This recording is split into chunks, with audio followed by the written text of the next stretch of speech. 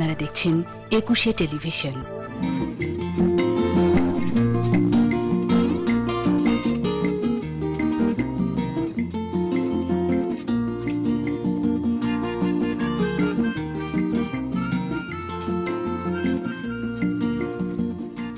শুভ দুপুর প্রিয় দর্শক, একুশে টেলিভিশনের প্রতিদিনের নিয়মিত সরাসরি সম্প্রচারিত একুশের দুপুর অনুষ্ঠান থেকে সবাইকে আমন্ত্রণ এবং শুভেচ্ছা। শুভেচ্ছা আপনাদেরকেও যারা দেশের বাইরে বসে একুশে দুপুর দেখছেন। প্রিয় দর্শক, জানিয়ে দিচ্ছি আমাদের সাথে গল্প স্বল্প পর্বে উপস্থিত আছেন Saint Francis Xavier's girls high স্কুলের শিক্ষক আফরিনা হক, আর অনুষ্ঠানের পুরো সময় জুড়ে আছি আমি তাজনুভা জাবিন। এবার আমন্ত্রিত অতিথির সাথে গল্প স্বল্প আসুন কথা বলি আজকের অতিথির সাথে। স্বাগত একুশের দুপুরে। আপনি একজন শিক্ষক, শিক্ষা ব্যবস্থা এবং শিক্ষা নিয়েই কথা বলবো। আমাদের বর্তমান শিক্ষা ব্যবস্থায় শিক্ষার্থীদেরকে ডিজিটাল পদ্ধতিতে পাঠদান করা হচ্ছে। প্রথমেই জানতে চাইবো যে এই ডিজিটাল পদ্ধতি বা ডিজিটাল কন্টেন্টটা কি? আগে আমরা যখন নিজেরাও স্কুলে পড়তাম তো তখন পাঠদানের পদ্ধতিটা ভিন্ন ছিল। চক, ডাস্টার এগুলো ব্যবহার করা হতো পাঠদানের পদ্ধতি। তো এখনকার দিনে যেটা হচ্ছে যে কম্পিউটারে পাওয়ার পয়েন্ট প্রোগ্রামের মাধ্যমে লেসন তৈরি করে সরাসরি ক্লাসে স্টুডেন্টকে পড়ানো হচ্ছে। এই সিস্টেমটাই হচ্ছে ডিজিটাল পদ্ধতি। শিক্ষার মান বৃদ্ধিটা কিরকম হচ্ছে? সহায়ক? অবশ্যই সহায়ক, কারণ আগে যে কোনো একটা পরিস্থিতি বোঝাতে হলে একজন শিক্ষককে অনেক কথা খরচ করতে হতো। বাচ্চাদেরকে বোঝানোর জন্য দেখা যেত যে ওর মনে অনেক প্রশ্ন জাগতো, তো তখন উত্তর এঁকে বোঝানো বা মুখে বোঝানোটা অনেক কষ্টকর ছিল। তো এখন যেহেতু ডিজিটাল কন্টেন্টের মাধ্যমে আমরা সরাসরি নেটেও ঢুকে যেতে পারছি, ওর যে প্রশ্ন থাকছে সেটাকে আমি ছোট ছোট বাচ্চারা কি এটা ফলো করতে পারছে? হ্যাঁ, কারণ বিষয়টা এরকম যে ওটা তো না, আমাকে থেমে থেমে ওর প্রশ্ন নিতে হচ্ছে, উত্তর দিতে হচ্ছে, তারপর আবার থেমে আবার বাকিটুকু কন্টিনিউ করছি। অর্থাৎ ওদের ধারণ ক্ষমতার উপরে নির্ভর করে আমাকে ডেলিভারি দিতে হচ্ছে। এতে কি যে শিক্ষক এবং শিক্ষার্থীর মধ্যে যে একটা ইন্টারেকশন, সেটা কি ফুলফিল হয় নাকি আগের পদ্ধতিটাই বেটার ছিল? আগের পদ্ধতি তো ছিল লেকচার পদ্ধতি, যেমন শিক্ষক শুধু বক্তব্য দিয়ে যাবেন একটা স্পেসিফিক টপিকের উপর, কিন্তু এখন ওদের ইন্টারেকশনটা আরো বেশি হয়। ওরা এত বেশি প্রশ্ন করতে পারে এবং খুব শিক্ষককে আর সে আগে ভয় পাওয়া এখন আর নাই। ওদের পছন্দ মতো ওরা প্রশ্ন করছে। ইভেন এমন হয়ে যাচ্ছে যে টপিকসটা আমি পড়াচ্ছি সেটার সঙ্গে রিলেটেড কোনো কিছু নিয়ে ও এখন প্রশ্ন করতে শিখছে। যুগের সাথে কিন্তু তাল মিলিয়ে প্রতিনিয়তই কিন্তু ব্যবস্থাটা চেঞ্জ হচ্ছে। তো এতে করে কি শিক্ষকরা ধরে রাখতে পারছেন কিনা, যে মানটা ধরে রাখতে পারছেন? আসলে এখানে একটা জায়গায় একটু সমস্যা হয়, সেটা হচ্ছে যারা, আমি শ্রদ্ধা রেখেই বলছি, যারা বয়স্ক শিক্ষক শিক্ষিকা আছেন তারা আসলে এই ইনস্ট্রুমেন্টগুলো ব্যবহার করে অভ্যস্ত নয়। এখনকার দিনে ছোট ছোট বাচ্চারা যেমন খুব ছোট থেকে এগুলো ব্যবহার করে অভ্যস্ত, ওদেরকে শিখিয়ে দিতে হয় না যে কোন স্টেপ আগাতে হবে, কিন্তু ওনাদের জন্য এটা একটু সমস্যা হয়। তবে এই সমস্যাটা আমরা ওভারকাম করে ফেলে আমরা যারা পারি তারা ক্লাসে লেকচার দেন, অভিজ্ঞতাটা কাজে লাগে, তারা কিন্তু বেশি এক্সপেরিয়েন্স হয় সব দিক থেকে, যে বাচ্চাদের সাইকোলজিটা থেকে শুরু করে সব দিক থেকে ওনারা বেশি বুঝতে পারে। সরকারি বেসরকারি ভাবে কিন্তু অনেক ধরনের প্রশিক্ষণের ব্যবস্থা থাকে শিক্ষকদের জন্য, যে আপনি যারা বলছেন যারা একটু হয়তো কম জানে এই আধুনিক ব্যবস্থা সম্পর্কে। আমাদের দেশে এটার কি অবস্থা? এখন তো গভর্নমেন্ট প্রচুর প্রশিক্ষণ দিচ্ছে, চলছে রেগুলার, মানে এমন মনে হয় জেলা নাই যেখানে এখন আর প্রশিক্ষণ চলছে না। এখনো মানে খুঁজলে আপনি দেখতে পাবেন যে চিটাগাং, ঢাকা টিটিসি, ময়মনসিংহ টিটিসি, সব টিটিসিতে প্রশিক্ষণ চলছে পার্ট বাই, মানে একটা সেশন শেষ হয় সঙ্গে সঙ্গে পরের দিন আরেকটা সেশন শুরু হয়ে যাচ্ছে। প্রত্যন্ত অঞ্চলে টিচারদের ডেকে ডেকে এনে সরকারি ভাবে না বেসরকারি ভাবে কি এই ধরনের? বেসরকারি ভাবে এখনো ওভাবে শুরু হয়নি, তবে বেসরকারি প্রতিষ্ঠানকে ব্যবহার করা হচ্ছে। দেখা যায় যে কিছু কিছু স্কুল আছে যারা নিজে করে দিচ্ছে, যে আমরা টিটিসিতে গিয়ে দিচ্ছি, সেটা না নিয়ে টিচারদেরকে স্কুলে প্রতিষ্ঠানে সব টিচারদের একসঙ্গে ট্রেনিং দিয়ে নেওয়া হচ্ছে। আচ্ছা, এটা আমাদের কিন্তু প্রত্যন্ত অঞ্চলেও অনেক যে মাধ্যমিক স্কুল আছে বা প্রাইমারি স্কুল আছে, ওখানে যারা শিক্ষক আছেন ওনারাও কি এই ধরনের ট্রেনিং এর আওতায় পড়েন কিনা? ওনাদেরকেও কি এই ধরনের ডিজিটাল পদ্ধতিটা? আমার মনে হয় শহর অঞ্চলে তারাই এখন বেশি জানে। আমি একজন শিক্ষককে চিনি, শিক্ষিকা, উনি পার্বত্য চট্টগ্রামে থাকেন, একদম মানে রিমোট এরিয়া, যাতায়াতে খুব কষ্ট, মানে সেই জায়গার একজন শিক্ষিকা সুচিত্রা চাকমা। আমার এখনো মনে আছে উনি ডিজিটাল কন্টেন্ট তৈরি করেন, পুরস্কারও পেয়েছেন এবং এখনো উনি সেভাবেই পড়াচ্ছেন। ওনাকে পুরস্কার পাওয়ার পর গভর্নমেন্ট থেকে যে ল্যাপটপ দেওয়া হয়েছে সেটা নিয়ে এসে রীতিমতো তৈরি করে করে ক্লাসে। আরেকটা জিনিস যেটা গভর্নমেন্ট যেটা বাই দিস টাইম করে ফেলেছেন, যে যেসব প্রতিষ্ঠানে শিক্ষকদেরকে ট্রেনিং দেওয়া হয়েছে তাদেরকে অলরেডি এই ইনস্ট্রুমেন্ট পাঠিয়ে দেওয়া হচ্ছে। এবং শিক্ষকরা তো এটা ভালোভাবে প্রশিক্ষণের মাধ্যমে আয়ত্ত করছে, শিক্ষার্থীরা কতটুকু আগ্রহী থাকে?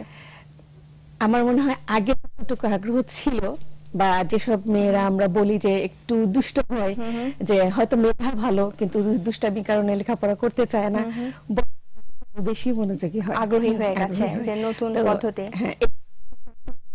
তৈরি করে যখন ক্লাসে লেসন ডেলিভারি দেওয়া হয়, পরীক্ষা নেওয়া হয়, দেখা যায় যে ডেলিভারি চেয়ে ওটা থেকে। আচ্ছা, এই ক্ষেত্রে আমার কিন্তু একটু এক্সাম্পল দিয়ে বলেন যে কি ধরনের আপনারা ডিজিটাল পদ্ধতিতে যে কোনো একটা টপিক, আমরা আগে জানতাম যে গ্রামার শেখানো হচ্ছে বা হচ্ছে তাকে একটা এসে শেখানো হচ্ছে, একটা অ্যাপ্লিকেশন কিভাবে লেখা হবে শেখানো হচ্ছে, বিভিন্ন দেশের নাম তারপর তার ক্যাপিটাল গুলা শেখানো হচ্ছে। এক্ষেত্রে মানে ব্যবস্থাটা কিরকম, কিভাবে তাদেরকে? যেমন আমি একটা জিনিস যেটা নিয়ে আমি পুরস্কার পেয়েছিলাম, যে হার্টের উপরে, হার্টের সার্কুলেশন সিস্টেমটা, ব্লাড সার্কুলেশন সিস্টেমটা কিরকম, তো এটা আমি মানে বাচ্চাদেরকে ক্লাসে বলবো, সার্কুলেশন সিস্টেমটা বোঝানো আসলে ওদেরকে মুখে বলে সম্ভব না। তো সেই ক্ষেত্রে যদি আমি একটা ভিডিও, তারপর স্টিল ফটো, বাস্তব ছবি যেগুলো হার্টের, সেগুলো মানে তারপর হার্টের যে ভালভ গুলো সেগুলো দেখতে কেমন আমি তৈরি করি, বাচ্চাটা মানে এমন ভাবে নেক্সট টাইম আমার মনে হয় আমার চেয়ে ভালো ওরা এবং পুরো ব্যাপারটাই তাদের আয়ত্তে চলে আসে এবং খুব সুন্দর করতে পারে। পরীক্ষাগুলো কি রকম হয়ে থাকে? এক্সামগুলো? পরীক্ষা স্বাভাবিকভাবেই হয়।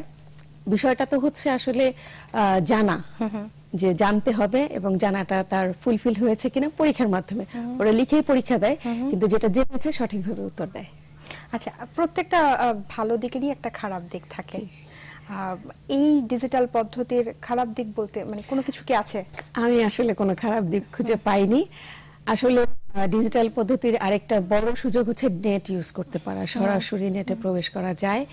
তো অনেক সময় বাচ্চারা একটু অন্যদিকে আগ্রহী হয়ে দেখা যায় যে ওই লেসন ছেড়ে একটু এদিক ওদিক যাওয়ার চেষ্টা করে, খেলাধুলা করছে, তখন সেই সময় যদি সামনে প্যারেন্টস থাকে, সেই সুযোগটা থাকে। আমার মনে হয় প্যারেন্টস সহই কি আপনারা? না, ওটা যখন আমরা ক্লাসে পড়াই তখন তো ওরা নিজেরা ইনভলভ থাকে, আমাদের সামনে তো সেটা সম্ভব হয় না। আর বাসায় যদি ওরা এই চেষ্টাটা করে তাহলে বাসায় তো লোকজন থাকেই, সমস্যা হয়। আমি আবারও যদি একটু শহর এরিয়া থেকে প্রত্যন্ত অঞ্চলের দিকে যাই, ওখানে ব্যবস্থাটা কি রকম, কিভাবে তারা ক্লাসের পর ক্লাস পার করছে এই পদ্ধতিটাকে বেস করে? আসলে সবগুলো বিষয়েই যারা, যেমন বাংলা হোক, অনেক এক সময় আমি কুমিল্লা টিজি কলেজে এই বিষয়ে ট্রেনিং দিতে গিয়েছিলাম, তো ওখানে তো বেশিরভাগই ছিল মাদ্রাসার টিচার। তো তাদের একটা বড় প্রশ্ন ছিল যে ধর্মীয় বিষয়ে কেমন করে কন্টেন্ট তৈরি করা যাবে, কেমন করে বাংলায় তৈরি করা যাবে। তো যখন আমি বিষয়গুলোকে দেখিয়ে দিয়েছি যে না, খুব সহজেই, যেমন আমি এখন ধর্মীয় বিষয়ে যে কোন একটা জায়গা দেখাচ্ছি যে যেখানে মক্কা শরীফ আছে, কাবা শরীফ আছে, মক্কা শরীফের যে এলাকাগুলোতে কিভাবে হজ করা হচ্ছে, তারপর কিভাবে যাকাত প্রদান করা হয়, সেই পদ্ধতিটা কি, সেগুলো যদি চিত্রের মাধ্যমে ওখানে তুলে নিয়ে আসে, খুব সহজেই কিন্তু ওরা সেটাকে মানে গ্রহণ করতে পারছে। ওই ভয়টা থাকে না যে না, এটা মানে এখান থেকে কিছু জানার কোনো উপায় নেই। তারপর আমি বাংলার কন্টেন্ট দেখেছি আমাদের সাথে যারা তৈরি করেছেন, যে বাংলা শব্দগুলোর সঙ্গে চিত্র দিয়ে দেওয়া, যে এই শব্দের এই চিত্র বা এই অর্থ, মানে ওরা তাড়াতাড়ি ধরতে পারবে, ক্যাচ করতে পারবে। এবং যে পরীক্ষাগুলো আপনারা নিচ্ছেন, এটা কিভাবে মূল্যায়ন করছেন? কিভাবে, যে আগে তো ধরা যায় একটা স্পেসিফিক নাম্বার, যে এত নাম্বার পেলেই সে হচ্ছে পাস করে গেল, ফেল করে গেল, পাস ফেল একটা বড় ব্যাপার ছিল। এইখানে কি মূল্যায়নে কি ডিজিটাল পদ্ধতির কোনো প্রভাব আছে? না, এখন তো যেহেতু নৈর্ব্যক্তিক একটা অংশ থাকে, সেটা পুরোপুরি ওই পদ্ধতিতেই মূল্যায়ন করা হচ্ছে, ওএমআর মেশিন ব্যবহার করা হয়। আর যে থিওরি থাকে, ক্রিয়েটিভ যে অংশটা, ওএমআর যেটা নৈর্ব্যক্তিক আপনি যেটা বললেন, এটা কোন ক্লাস থেকে শুরু হয়? এটা 6 থেকে, ক্লাস 6 থেকে শুরু হয়। তবে 5 এ এখন তো 50 মার্কস নৈর্ব্যক্তিক, 50 মার্কস এখানে হচ্ছে, এবং অনেক ছোট থেকেই দেখা যাচ্ছে যে ওরা অভ্যস্ত হয়ে যাচ্ছে, যেহেতু এসএসসি এইচএসসি বা তার ওই কিন্তু এই ধরনের প্রশ্নই এসে থাকে। আচ্ছা, এটার মূল্যায়নে কি, যেটা আমি জিজ্ঞেস করছিলাম আপনাকে, যে মূল্যায়নে কি ডিজিটাল পদ্ধতির কোনো প্রভাব আছে কিনা? মূল্যায়ন করতে গেলে তো আসলে সে কতটুকু জানে, এটার একটা সুবিধা আছে, যেটা হচ্ছে যে মূল্যায়ন করতে গেলে একটা বাচ্চা একই বিষয় দুইবার শাস্তি পাচ্ছে না। যেমন ম্যাথমেটিক্স এর ক্ষেত্রে দেখা যায় যে 4টা অংশ থাকে ক্রিয়েটিভ কোশ্চেনের, যেটা থিওরি, ক খ গ ঘ। কটা পুরোপুরি জ্ঞানমূলক, খটা হচ্ছে অনুধাবনমূলক, গ গিয়ে ওদেরকে প্রয়োগে কিছু কাজ করতে হয়। তো প্রয়োগের কাজ করতে গিয়ে যদি ভুল করে, ওই ভুলের জন্য ওখানে নাম্বার পাবে। আর ঘতে গিয়ে কাজ করতে হয়, ও যদি ভুল অংশটা নিয়ে সেখানে পুরোপুরি ফিল করতে পারে। একটা एग्जांपल দিয়ে আমাদেরকে বুঝায় দেন, এটা দর্শকদের জন্য যদি সুবিধা হয়। আচ্ছা, যেমন নতুন আসলে, যেমন ম্যাথমেটিক্স এর একটা বিষয় বলে, আমাদের স্কুলে মানে কয়েকদিন আগে যে ঘটনাটা ঘটেছে, ঘ অংশে তাকে লসাগু কষাগু করতে দেওয়া হয়েছে। তো লসাগু রেজাল্টটা তার ভুল আসছে, তো সেই জন্য গ অংশে সে 0 পেল। আচ্ছা, ঘ অংশে করতে হবে। আচ্ছা, কিন্তু ঘ অংশে গিয়ে সে পুরো অঙ্কটা ঠিকভাবে করেছে, সিস্টেম। বিষয়টা ছিল সংখ্যা, সে ফুল মার্কস পাবে। আচ্ছা, মানে আগে যেটা ছিল যে একটা অঙ্ক যদি তার ভুল হয়, ফুল মার্কসটাই তার কাটা যাচ্ছে, কিন্তু এখানে হচ্ছে ভাগ ভাগ করা, যে এই অংশ যদি তার সম্পূর্ণ ঠিক হয়, তাহলে ওটা এটাতে পড়বে না, মানে তার ওইটার জন্য নাম্বারটা ঠিকই বরাদ্দ। তার মানে মূল্যায়নের ক্ষেত্রে আমরা দেখছি যে ডিজিটাল পদ্ধতি এসে গেছে। তো এই ক্ষেত্রে আপনারা কিভাবে, মানে কতটুকু মার্কস পেলে পাস করে বা কতটুকু ফেল, এরকম কোনো বিভাজন আছে? যেমন নির্বাচনিক বিষয়ে আলাদা পাস, তারপর থিওরিতে আলাদা পাস। নির্বাচনে দেখা যায় যে যদি 50 মার্কসের পরীক্ষা হয়, সেটার মূল্যায়ন হয় আরেকভাবে। যদি 35 এ পরীক্ষা হয়, তাহলে দেখা যায় পাস মার্কস 12। অর্থাৎ সোজা কথা, ভাগ ভাগ করে 3টাতে 33 আসতে হবে এবং আলাদা পাস করতে হবে। আচ্ছা, একটা ব্যাপার কিন্তু আমাদের যখন ছিল যে সায়েন্সের সাবজেক্টগুলোতে বিশেষ করে যে প্র্যাকটিক্যাল একটা ব্যাপার ছিল, প্র্যাকটিক্যাল আমরা কিন্তু আলাদা ক্লাস করতাম। আমার মনে আছে আমরা স্কুলে কিন্তু আলাদা ক্লাস করতাম। তো এখানে ডিজিটাল, যেহেতু এই জায়গাটাতে, প্র্যাকটিক্যালের জায়গাটাতে, আমার মনে হয় ডিজিটালাইজেশনের সুবিধাটা আরো বেশি, মানে আমি একটা ছোট উদাহরণ দিই। আগে আমাদেরকে প্র্যাকটিক্যাল, বিশেষ করে বায়োলজি প্র্যাকটিক্যাল করতে গেলে ব্যাংক কাটতে হতো, তারপরে তেলাপোকা করতে হতো, তেলাপোকা ডিসেকশন করতে হতো। তো অনেক সময় এখন দেখা যায় যে এমন সময় পরীক্ষা হচ্ছে যে সময় ব্যাংক পাওয়া যাচ্ছে না, কোনো ব্যাংক হয়তো হাইবারনেশনে চলে গেছে, তো ব্যাংক খুঁজে পাওয়া যাচ্ছে না, কি করা যেতে পারে, শেখাতে তো হবে। তখন দেখা যায় যে ব্যাংক ডিসেকশন করার একটা ভিডিও আমি যদি ওদের প্র্যাকটিক্যাল রুমে ডিসপ্লে করি যে এভাবে ডিসেকশন করতে হবে, ও কিন্তু প্রিপেয়ার হয়ে গেল। তো যে সময় ব্যাংক পাওয়া যাবে তখন সে সেই পদ্ধতিটা অ্যাপ্লাই করে। আমি আবারও আপনাকে এখানে একটু ইন্টারাপ্ট করব। এই যে ভিডিওর মাধ্যমে যে তাদেরকে দেখানো হচ্ছে যে ব্যাংক ডিসেকশন করছে, এই পদ্ধতিটা, এই সুবিধাটা কি প্রত্যন্ত অঞ্চলে প্রাইমারি স্কুল বা হায়ার লেভেলের স্কুলগুলোতে, যেগুলো রিমোট এরিয়াতে আছে, ওখানে কি অ্যাভেলেবেল? ওখানে যে টিচারদেরকে ট্রেনিং দেওয়া হয়েছে সেখানে অ্যাভেলেবেল, এবং এটা যেটা করা হচ্ছে যে যেই টিচারকে ট্রেনিং দেওয়া হয়েছে তাকে বলা হচ্ছে যে লোকালি সে আরো অন্য স্কুলকে ট্রেনিং দিয়ে দিবে। গভর্নমেন্ট যদি ইনফরমেশন পায়, সেখানে সে প্রজেক্টর, মাল্টিমিডিয়া প্রজেক্টর এগুলো পৌঁছে দেওয়া যায়। তাই সেক্ষেত্রে যদি যেসব স্কুলগুলোতে এই সুবিধাটা নাই, সেক্ষেত্রে বোর্ড পরীক্ষাগুলোতে, বোর্ড এক্সামগুলোতে যখন সবাই মিলে পরীক্ষা দিচ্ছে, সেক্ষেত্রে কি কোনো অসুবিধা হয় কিনা, যে এই স্কুলের বাচ্চাগুলা কিন্তু এই সুবিধাটা পেলো, এই বাচ্চাগুলা কিন্তু এখনো পায়নি, সেক্ষেত্রে বোর্ড পরীক্ষা কিন্তু সামনে চলে, তখন কি কোনো অসুবিধা হয় কিনা? আসলে মুখস্থ শক্তিটা তো এখনো মানুষের মধ্যে কাজ করে, যেসব জায়গায় এখনো এই পদ্ধতিগুলো চালু হয়নি বা যারা জানে না, তারা একটু পুরনো পদ্ধতিতে যদিও পরীক্ষা চালায়, তবে বিষয়টা এখনো প্রক্রিয়াধীন।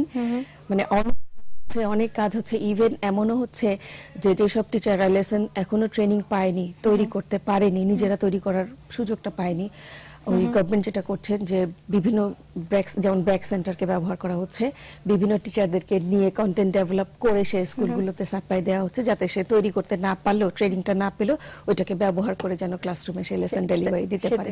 সে এগুলো উপকৃত হচ্ছে না। গ্রেডিং পদ্ধতি কিন্তু অনেক আগে থেকেই কিন্তু চলে আসছে আমরা গ্রেডিং পদ্ধতিতে। তো এটা কিরকম ভাবে এখন কিন্তু ইউনিভার্সিটিতে ভর্তি পরীক্ষাগুলোতেও কিন্তু গ্রেডিং চলে আসছে, কতটুকু উপকারী? খুবই সংক্ষেপে। হ্যাঁ, আসলে গ্রেডিং পদ্ধতিটা আরো আগে হলে বোধহয় ভালো হতো, কারণ অনেক ভর্তি পরীক্ষাতে যেটা হয়, অ্যাকচুয়ালি ভর্তি পরীক্ষাতেই বোঝা যায় যে একজন শিক্ষার্থী কতটুকু জানে। লেসন তো সে বই পড়েই পড়তে পারে, কিন্তু ভর্তি পরীক্ষাগুলোতে আসলে অনেক বেশি নলেজ দিয়ে পরীক্ষা এগুলো প্রশ্নগুলো করা হয়। তো তখন দেখা যায় যে ওই পরীক্ষা যখন অ্যাটেন্ড করে, যে বাচ্চাটা বেশি জানে সে তখন সেগুলোতে সুযোগ পাচ্ছে। তো ডিজিটাল কন্টেন্ট ব্যবহার করলে, ওই যে বললাম যে একটা জানালা তো খোলা, ইন্টারনেট খোলা, তার যার আগ্রহটা বেশি সে সেখানে ঢুকে গিয়েই কিন্তু তার আগ্রহটা ফুলফিল করছে, কাজে ওই ক্ষেত্রে তার উপকারটাই বেশি হয়।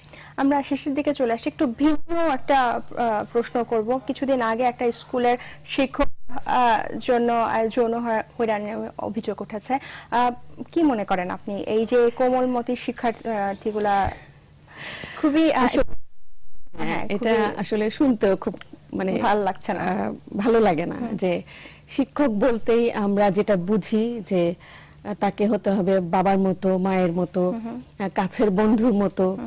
তো আসলে আমার মনে হয় আমরা সবাই তো একটু মানুষ, তো মানুষের মধ্যে ভালোটাও আছে, মন্দটাও আছে। তো সেই মন্দ দিকগুলো যাদের মধ্যে কাজ করে এবং যারা শিক্ষকতা পেশায় আছেন কিন্তু ভেতরে এই জিনিসগুলো কাজ করে, আমি এখন ওই বিষয়ে না বলতে পারি যে তারা যদি একটুকু মনে করেন যে না, এই বাচ্চাটা আমার সন্তান, সে আমার, যেমন আমার স্যার একজন অনেক বয়স্ক, রিটায়ার করে গেছেন, তো আমি স্কুলে শিক্ষক হিসেবে জয়েন করি, তখন সে শিক্ষক। তাহলে এখনকার বাচ্চারা কিন্তু তার অনেক অনেক ছোট, ধরতে গেলে তার নাতি নাতনির বয়সী, কিন্তু তাকে আমি দেখি মা বলে সম্বোধন করতে। তো থাকে, তাহলে আমি আসলে পেশাটা ছেড়ে অন্য নিতে পারবে। একেবারে অনুষ্ঠানের শেষ পর্যায়ে চলে এসেছি, আপনাকে অসংখ্য ধন্যবাদ, খুবই ভালো লাগলো আপনার সাথে কথা বলে। ধন্যবাদ। আপনাকেও ধন্যবাদ এবং দর্শকদেরও ধন্যবাদ এতক্ষণ ধরে আমাদের কথা শোনার জন্য। ধন্যবাদ। 21 টিভিকেও ধন্যবাদ। দর্শক, কথা হচ্ছিল আজকের অতিথির সঙ্গে। 21 দুপুরের আজকের আয়োজন শেষ, আগামীকাল আবার দেখা হবে। সবাই ভালো থাকবেন। শুভ দুপুর। শুভ দুপুর।